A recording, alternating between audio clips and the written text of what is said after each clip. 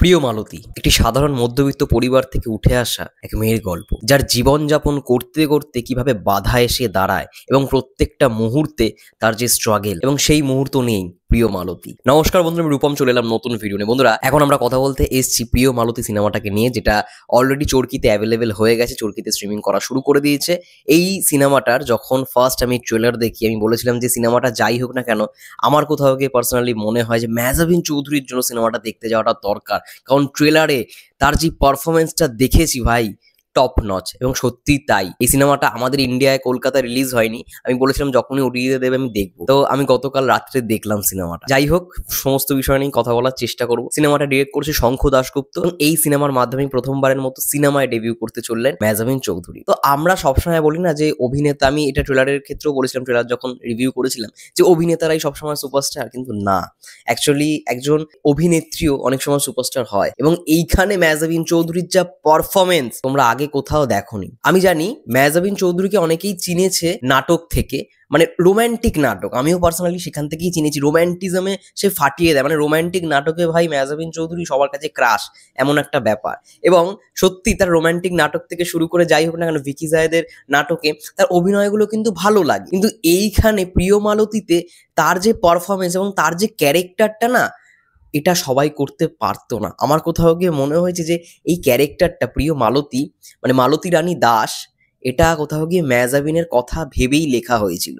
তো সিনেমাটার গল্প সম্পর্কে একটু করে বলি, আমি কোনো স্পয়লার দেবো না, যেটা অনেকটাই ট্রেলারে দেখানো হয়েছে সেটাই একটু বলবো ছোট্ট করে। তো সিনেমার প্রথমটাই দেখানো হচ্ছে যে তারা নৌকায় বসে তাদের অ্যানিভার্সারি, মানে মালতী রানী দাস এবং পলাশ কুমার দাস, তাদের অলরেডি অ্যানিভার্সারি হয়ে গেছে এবং অ্যানিভার্সারিটা তারা সেলিব্রেট করছে নৌকায় বসে। এবং অলরেডি আমরা দেখতে পাচ্ছি মেহজাবিন চৌধুরী প্রেগনেন্ট, তাদের ছোট্ট পরিবারের মধ্যে একটা ছোট্ট সদস্য আসতে চলেছে। এবং সেই সময় মানে মালতী রানী দাস তার বরকে অর্থাৎ পলাশকে একটা রুমাল গিফট করে, যেখানে লেখা আছে মালতী লাভ পলাশ, এরকম সামথিং। তো ওই লাভটা দেখে খুব খুশি হয়, লাভের যে সাইনটা এত সুন্দর করে সে ডিজাইন করেছে মালতী রানী দাস, সেটা দেখে খুব খুশি হয়। তো এটা কোথাও গিয়ে মালতীর পক্ষ থেকে একটা ছোট্ট গিফট ছিল পলাশকে। তো এরকম একটা ছোট্ট প্রেমের গল্প, মানে সুন্দর প্রেম কোথাও গিয়ে ওই ছোট্ট মুহূর্তে ক্রিয়েট করেছে ডিরেক্টর। এবং ওদের কেমিস্ট্রিটা বেশ ভালো রকম ভাবে বোঝানো হচ্ছে, মানে বন্ডিংটা কেমন, ওদের দুজনের যে বন্ডিংটা, ওটা খুব সুন্দর করে দেখি। তো এই অ্যানিভার্সারিতে কোথাও গিয়ে মানে পরের দৃশ্যেই দেখানো হয় যে মেহজাবিন চৌধুরীর একটা শখ, ছোট্ট শখ, তোমরা ট্রেলারেও ডায়লগটা শুনতে পারবে, যে আমাকে একটা সেলাই মেশিন কিনে দাও, আমি নায়িকা সাবানার মতো সেলাই করে একটা ফ্যাক্টরি দেবো, ঠিক আছে।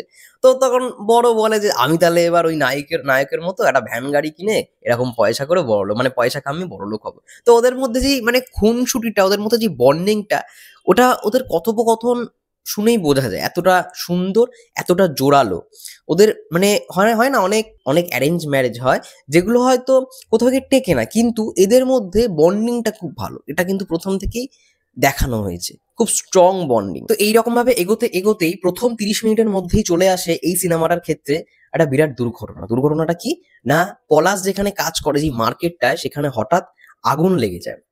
তো এই খবরটা শুনতে না শুনতেই মেহজাবিনের ক্যারেক্টারটা বেরিয়ে যায়, মানে সে তো পাগল হয়ে যাওয়ার মতো একটা সিচুয়েশন। তখন পলাশের যে দুটো বন্ধু ছিল, রাজ্জাক এবং আরেকজন ছিল, তারা দুজন মিলে সেই প্রেগনেন্ট মেহজাবিন চৌধুরীকে নিয়ে যায় সেই মার্কেটে। তো রাজ্জাক থেকে শুরু করে তারা এবার পলাশকে খোঁজার চেষ্টা করে, কারণ তখন অলরেডি দমকল এসে সমস্ত কিছু নেবাচ্ছে এবং পুরো জায়গাটা মানে একটা ক্রাউড সিচুয়েশন। তো সেই মুহূর্ত থেকে সবাই খোঁজে এবং পলাশের দুই বন্ধু তারা ওই দোকানটায় চলে যায় যেখানে পলাশ কাজ করে, এবং সেখানে আবার মেহজাবিন চৌধুরীর মামাও কাজ করতো। তো পলাশকে প্রথমে খুঁজে পায় না, তারপরে খুঁজে পায়। কিন্তু যখন খুঁজে পায়, তখন যে মুহূর্তটা, তখন যে সিনটা তোমরা দেখতে পাবে, সেটা মানে আমার কোথাও কি এখনো মাথায় কি বলবো ঘুরঘুর করছে। এই সিনটা গায়ে কাটা দেওয়ার মতো সিন ওই মুহূর্তে। মানে পলাশের যে মেকআপটা, সেটা তোমরা দেখো, আমি এটা রিভিল করতে চাই না, ওটা তোমরা দেখবে, তখন বুঝতে পারবে যে ওই লেভেলের মেকআপ ভাই কটা সিনেমায় থাকে এখন বাংলাদেশের সিনেমার মধ্যে। তো ওটা দুরন্ত একটা প্রস্থেটিকের কাজ হয়েছে, তোমরা এখন দেখবে না, গায়ে মানে লোম খারাপ হয়ে যাবে। আমার তো তাই হয়েছে। তো সেই বডিটাকে নিয়ে আসে এবং গাড়িতে তোলে, এবং গাড়িতে তোলার পরই আমরা দেখতে পারি, মানে যেটা এখনকার দিনের বর্তমান সিচুয়েশন ঢাকায়, যে আমরা জানি যে বহুত ক্রাউড, মানে ট্রাফিক জ্যাম যেটাকে বলা হয়, ট্রাফিক জ্যামে কোথাও গিয়ে সেই গাড়িটা ফেসে যায়। তাকে মানে হসপিটালে নিয়ে যাওয়া হচ্ছিল, পলাশকে হসপিটালে নিয়ে যাওয়া হচ্ছিল। তো হসপিটালে নিয়ে যাওয়ার মধ্যেই, নিয়ে যাওয়ার আগে রাস্তায় যদি এত জ্যাম, সেখানেই সে নিঃশ্বাসটা ত্যাগ করে। এবং ফর দ্য ফার্স্ট টাইম যখন মেহজাবিন এই পলাশকে দেখে, ওই আগুন লেগে যাওয়ার পরে, মার্কেটে আগুন লেগে যাওয়ার পরে তো পলাশের দুই বন্ধু তাকে খুঁজতে যায়, দিয়ে বডিটা আনে। মেহজাবিনের সেই মুহূর্তে যে রিয়াকশনটা দেখবে, মানে ওটা ভাই মনে হয় কোথাও গিয়ে একদম রিয়েলিস্টিক অ্যাক্টিং, একদম রিয়েলিস্টিক অ্যাক্টিং, যেটা মানে সত্যিই খুব কম অভিনেত্রী পারে। আমি বললাম না, এটা কোথাও গিয়ে মেহজাবিনের কথা ভেবেই হয়তো লেখা হয়েছে। এত সুন্দর পারফরমেন্স, এবং প্রত্যেকটা দৃশ্যে সে যেরকম ভাবে এক্সপ্রেশন দিয়েছে, চোখ থেকে মুখ, মানে তুমি মনে করবে পুরো সিনেমাটা দেখার পর ভাই মেহজাবিনের মুখই বলে দিচ্ছে, মুখই কথা বলছে, তো মানে ওর ভেতরে কি চলছে, ওর ভেতরে কি চলছে ওটা ওকে আলাদা করে ডায়লগের মাধ্যমে বলার কোনো দরকারই নেই, ওর মুখের এক্সপ্রেশনই বলে দিচ্ছে। তো সেই জায়গা থেকে ভাই আমার তো চোখ শুধুমাত্র মানে এই অভিনেত্রীর দিকেই বারবার ছিল। এত সুন্দর পারফরমেন্স, চোখ সত্যি এই ক্যারেক্টারটা, মেন তো প্রিয় মালতী, এটাকে ফোকাস করা যায় খুব ভালো করে, এবং অভিনয়ের দিক থেকেও ভাই 100% দিয়েছে, এটা নিয়ে কোনো সন্দেহ নেই। এবং সেই দৃশ্যটা যখন আর কি গাড়ি করে নিয়ে যাচ্ছে পলাশকে, ওই মুহূর্তটায় একটা ছোট্ট ইমোশনাল সিন রয়েছে, যেখানে মেহজাবিন আর কি পলাশের পকেট থেকে ওই রুমালটা পায়, যে রুমালটা সে গিফট করেছিল। তো এই মোমেন্টটা না মানে কোথাও গিয়ে তোমাদের মানে বুকে এসে লাগবে, মানে একটা সেরকম মুহূর্ত ক্রিয়েট করা যায় একদম ছোট্ট সময় ধরে, ঠিক আছে। যাই হোক, এবার আফটার 30 মিনিটস, মানে এখান থেকে বোঝা যাচ্ছে প্রিয় মালতী, তোমরা ট্রেলারটাতেও দেখেছো যে কোনো একটা কারণ হবে, তার হাজবেন্ড মারা যাবে, মানে পলাশ মারা যাবে। তো যাই হোক, সেখানে পলাশ মারা যায়। তারপরে শুরু হয় মেহজাবিনের গল্প, মানে মালতী রানী দাসের গল্প। সে এবার কি করে সার্ভাইভ করবে, কারণ এমনই একটা সিচুয়েশন, এমনই একটা পরিবার, যেখানে হয়তো পলাশ তার বাবা মাকে টাকা পাঠাতো, এবং পলাশ নিজেই হয়তো মানে এগুলোর কি বলবো কর্তা, সে একমাত্র আর্নিং মেম্বার, তো সেই তো মরে গেছে। এবং সরকার থেকে ঘোষণা দেওয়া হয়েছে কি, যে যারা এরকম মারা গেছে তাদেরকে একটা টাকা দেওয়া হবে, বিরাট অঙ্কের টাকা দেওয়া হবে। তো সেইখানে যখন তারা যায় সেই টাকাটা করবার জন্য, নেওয়ার জন্য, তখন নাকি পলাশের নামই পাওয়া যায় না, সেখানে আরো একটা অন্য একটা সিচুয়েশন ক্রিয়েট হয়। তার মানে ভাবতে পারছো এবার সিচুয়েশনটা কোথায়, মেহজাবিন চৌধুরী যারা থাকতো একটা ভাড়া বাড়িতে, সেই ভাড়া বাড়িতে তাকে ভাড়াটা টানতে হবে, তার উপর বাড়িওয়ালা আবার ভাড়া বাড়িয়ে দিয়েছে, 2000 টাকা বাড়িয়ে দিয়েছে। এরকম একটা সিচুয়েশন ক্রিয়েট হয়েছে। এবার পুরো সংসারের ভার হচ্ছে মেহজাবিন চৌধুরী অর্থাৎ মালতী রানী দাসের ওপর, এবং কোথাও গিয়ে সমস্ত কিছু মানে তাকেই টানতে হবে আর কি, এরকম একটা মুহূর্ত দেখানো হচ্ছে। এবং যেটা বললাম যে যেখানে আর কি নাম নেই যে লিস্টে যারা যারা আহত হয়েছে, তো সেটারও একটা প্রমাণ তো চাই, কারণ এইখানে পলাশ মারা যাওয়ার পরে তার পোস্টমর্টমও হয়নি, তার আবার করা হয়নি, একটা ডেথ সার্টিফিকেটও বার করা হয়নি, কারণ আমরা জানি হিন্দুদের মতে, হিন্দু ধর্ম অনুযায়ী বডিটাকে পুড়িয়ে ফেলা হয়, ঠিক আছে। তো কোনোটাই করেনি। তো তারা কাগজ তো একটা জমা তাদের করতে হবে সেই প্রমাণটা রাখবার জন্য সে এইখানে আহত হয়েছে। তো সেটার জন্য তাদের কোনো রাস্তা নেই।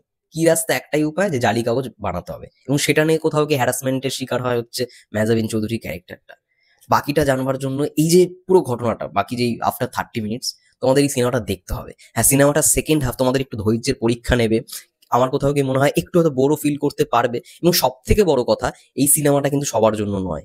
যারা ওই thriller, action, top notch comedy দেখতে ভালোবাসে, তাদের জন্য এই সিনেমাটা নয়। এই সিনেমাটা তাদেরই পছন্দ হবে যারা সেই সত্যজিৎ রায়ের আমলের মানুষ, বা যারা ওই টাইপের সিনেমা দেখতে পছন্দ করে, যেগুলো খুব ন্যাচারাল টাইপের হয়, ঠিক আছে, খুব একটা অ্যাকশন থাকে না। তো সে তাদের কিন্তু এই সিনেমাটা দেখাটা খুব দরকার, এবং তারা দেখবেও, এবং কোথাও সেকেন্ড হাফের পর একটু ধৈর্যের পরীক্ষাও নেবে তোমাদের। তোমরা ভাবো একজন মহিলা, তার অবস্থা মানে খুব শোচনীয়, মানে বলতে গেলে সে প্রেগনেন্ট, ঠিক আছে, সেই অবস্থায় সে চলাফেরা করছে, তাকে সেই হ্যারাসমেন্টের শিকার হতে হচ্ছে এই জালি কাগজপত্র নিয়ে, যেহেতু মানে তার বর মারা গেছে সেটা তাকে প্রমাণ করতে হবে। তো সেই ধাপগুলো পেরিয়ে মানে কি হয়, সেটার জন্য অবশ্যই তোমাদের সিনেমাটা দেখা উচিত। এবার আমি কয়েকটা পয়েন্ট আর কি বলবো, যেগুলো খুব বলাটা ইম্পর্টেন্ট এই পুরো সিনেমাটা দেখার পর। এখানে পারফরমেন্সের দিক থেকে ভাই মানে মেহজাবিন চৌধুরী সেরা।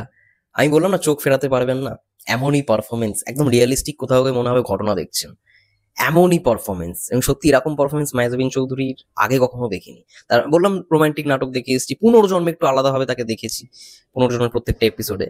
তো সেই জায়গা থেকে এটা যেহেতু প্রথম সিনেমায় মানে সে কোথাও গিয়ে ছাপিয়ে গেছে, এবং আমার কোথাও গিয়ে মনে হয় এটার জন্য সে একটা তো পুরস্কার ডিজার্ভ করে। আই থিঙ্ক পাবেও, মানে ভবিষ্যতে যদি কখনো নমিনেশনে আসে প্রিয়মালতী বেস্ট অভিনেত্রীর ক্যাটাগরিতে, তো মেহজাবিন চৌধুরী থাকবে। অসাধারণ অভিনয়, মানে তার অভিনয় বললাম না, চোখই কথা বলে দিচ্ছে, তার মুখের ফেসের এক্সপ্রেশন কোথাও গিয়ে কথা বলে দেবে, তার ডায়লগ না থাকলেও। এবং সিনেমার বিজিএমটাও বেশ ভালো। আমরা আগে যেরকম সিনেমা দেখতাম যে কিছু কিছু জায়গায় পাখির ডাক, রাস্তায় গাড়ি ঘোড়ার আওয়াজ, এগুলো দিয়ে বিজিএম কি করা হতো, তো এইখানেও সিচুয়েশন ওয়াইজ খুব সুন্দর সুন্দর বিজিএম দেওয়া হয়েছে, যেগুলো ভাল লাগবে। এবং তার সঙ্গে সঙ্গে মেহজাবিন চৌধুরীর সঙ্গে সঙ্গে পলাশ, মানে মেহজাবিন চৌধুরীর হাজবেন্ডের ক্যারেক্টার যে প্লে করেছে, যে ক্যারেক্টারটা পলাশ কুমার দাস, তাকে যেটুখানি স্পেস দেওয়া হয়েছে ভালো, তাকে বেশ ভালো মানিয়েছে। আর সঙ্গে সঙ্গে পলাশের যে বন্ধুর যে ক্যারেক্টারটা ছিল রাজ্জাক, রাজ্জাক বলে একজন ছিল, ঠিক আছে, সে আর কি একজন স্কুলের টিচার, সে ধর্ম নিয়ে আর কি শিক্ষা দেয়। তো তার ক্যারেক্টারটাও বেশ ভালো, তোমরা শেষে গিয়েও তাকে বেশ ভালো লাগবে তোমাদের শেষের মুহূর্তটা। এবং তার সঙ্গে সঙ্গে মানে এন্ডিং ক্লাইম্যাক্সটা খুব সুন্দর, এখানে ক্লাইম্যাক্সটা যে মেসেজ দিয়েছে ডিরেক্টর সেটা বেশ ভালো লাগবে তোমাদেরকে, ক্লাইম্যাক্সটা কোথাও গিয়ে একটু চোখে জল এনে দেবে, কিন্তু ভালো লাগবে। এবং ওভারঅল সিনেমাটা দেখার পর আমার কোথাও গিয়ে মনে হয়েছে ডিরেক্টর এখানে অনেকগুলো মেসেজ দেওয়ার চেষ্টা করেছে, যেটা সব থেকে গুরুত্বপূর্ণ মেসেজ সেটা হচ্ছে সমাজের মধ্যে অনেক মানুষ রয়েছে যাদের মাথার উপর ছাদ রয়েছে, কিন্তু তারাই মানুষের উপকার করার বদলে কোথাও গিয়ে প্রেশার ক্রিয়েট করে, মানে ক্ষতি করে বলতে গেলে এক প্রকারে। এবং আরো একটা বড় মেসেজ যে আমরা সবসময় মানে ছোটবেলা থেকে হয়তো ধর্ম নিয়ে শিক্ষা নিই, এই ধর্মের মানুষ ওই ধর্মের মানুষ, কিন্তু মানুষ হওয়ার যে শিক্ষাটা সেটা কোথাও গিয়ে পরে হয় বলে সেটা শেখা হয়ে ওঠে না।